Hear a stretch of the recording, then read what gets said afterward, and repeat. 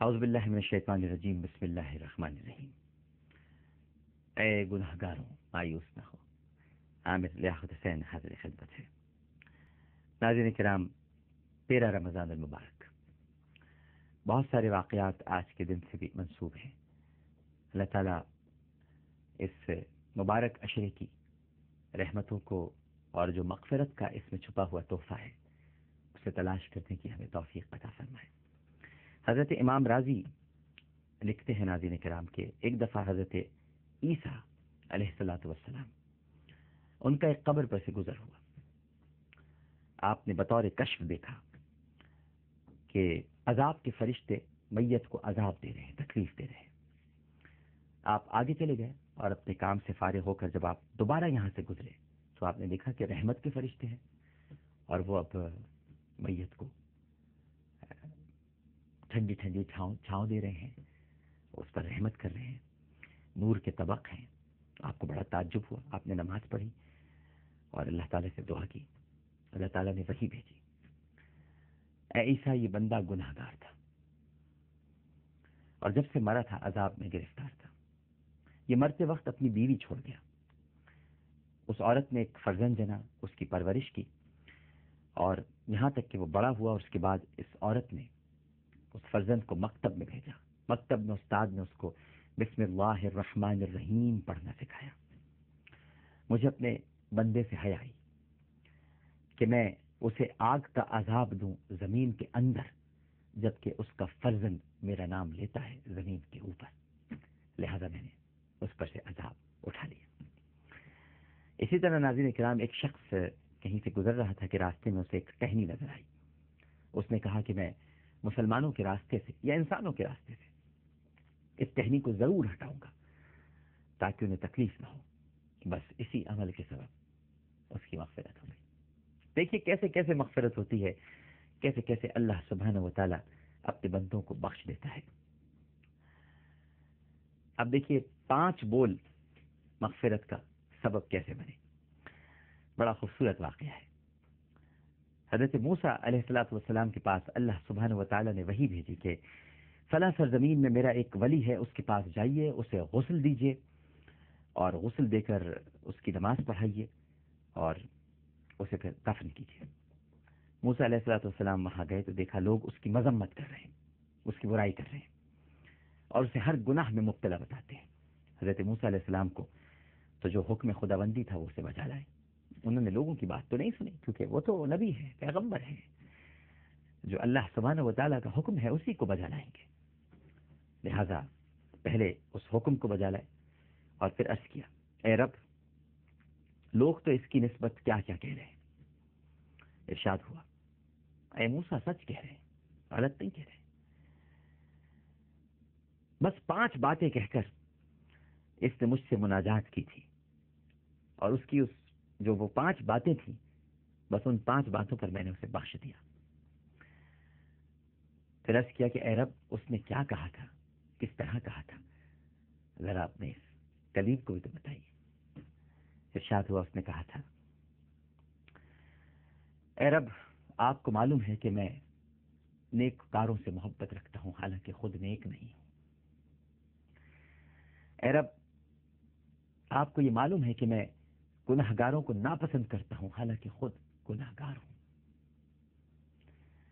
اے میرے رب اگرچہ میں جانتا کہ مجھے جنت میں داخل کیا جانا آپ کے ملک میں کچھ اضافہ کر دے گا تو میں کبھی جنت میں جانے کی درخواست نہ کرتا، اور اگر میں جانتا کہ دوزخ سے رہائی دینا آپ کے ملک میں کچھ کم کر دے گا تو میں کبھی آپ سے اپنی رہائی کی درخواست نہیں کرتا۔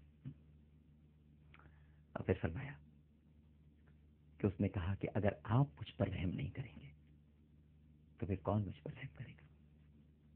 اگر تو مجھ پر کرم نہیں فرمائے گا تو پھر کون مجھ پر کرم فرمائے گا؟ بس اس کے یہ 5 بول تھے موسیٰ، کچھ ایسے درد سے کہے، کچھ ایسی تکلیف سے کہے، اس میں احساس ندامت اس حد تک موجود تھا، اے میرے پیارے کلیم، کہ مجھے حیا آئی کہ میں اپنے اس بندے کو عذاب دوں۔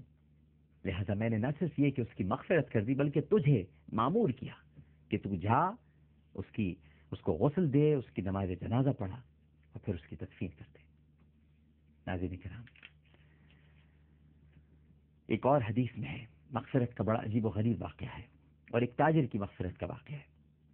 ایک حدیث میں ہے کہ ایک مرتبہ حضور اکرم صلی اللہ علیہ وآلہ وسلم نے ارشاد فرمایا کہ ایک شخص اللہ تعالیٰ کی بارگاہ میں پیش ہوا۔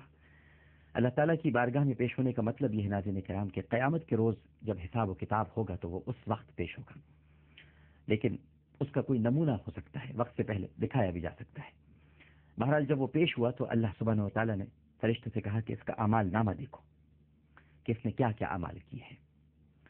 جب فرشتوں نے دیکھا کہ اس کے اعمال نامہ کیا ہے تو معلوم ہوا کہ وہ تو نیکیوں سے تقریباً خالی ہے، اس میں تو کوئی نیکیاں ہی نہیں ہے، نہ نماز ہے، نہ روزہ ہے، نہ کوئی عبادت ہے، بس دن رات تجارت کرتا رہتا ہے۔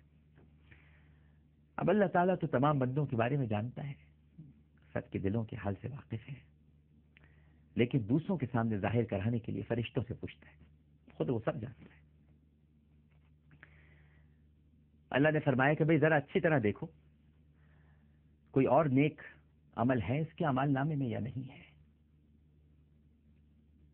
اس وقت فرشتوں نے فرمایا کہ ہاں ایک نیک عمل ہے اس کے اعمال نامے میں، اور وہ یہ ہے کہ یہ شخص اگرچہ کوئی خاص نیک عمل تو نہیں کرتا تھا، لیکن یہ تجارت کرتا تھا اور اپنے غلاموں کو تجارت کا سامان دے کر بھیجتا تھا، اور یہ کہہ کر بھیجتا تھا کہ یہ سامان بیچ کر اس کے پیسے لا کر اس کو دے دے۔ اس نے غلاموں کو یہ تاکید بھی کر رکھی تھی کہ جب کوئی سامان فروخت کرو اور تم دیکھو کہ وہ شخص تنگ دست ہے، مفلس ہے، لاچار ہے، تو اس کے ساتھ نرمی کا معاملہ کرنا۔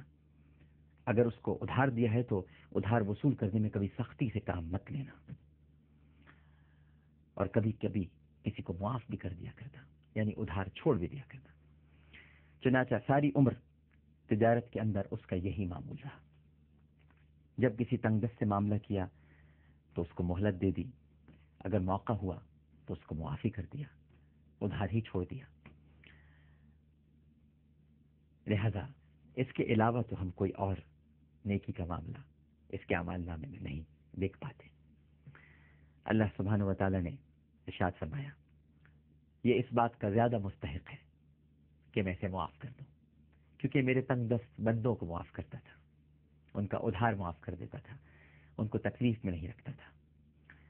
لہذا پھر فرشتوں کو حکم دیا کہ درگزر کا معاملہ کرو اور اسے جنت میں بھیج دو، کیونکہ بندوں کے ساتھ معافی کا معاملہ کرنا اللہ تعالیٰ کو بہت پسند ہے۔ ناظرین کرام، ایک چھوٹا سا وقفہ لیتے ہیں، وقفے کے بعد دوبارہ حاضر ہوں گے۔